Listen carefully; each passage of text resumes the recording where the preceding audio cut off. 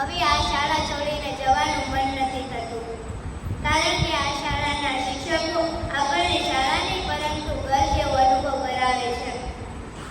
સરો અને મિસો આપણને મમ્મી પપ્પાની જેમ જ રાખે છે.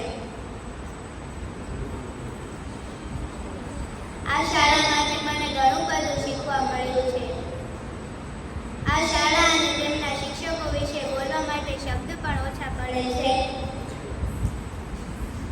કહેવાય છે કે સફર ગમે તેટલો સુંદર હોય પરંતુ તેનો અંત આવે છે. આજે જ્યારે આ શાળાના ઉંબરે ઊભા છીએ અને જૂની બધી યાદો આંખોની સામે તરી આવે છે.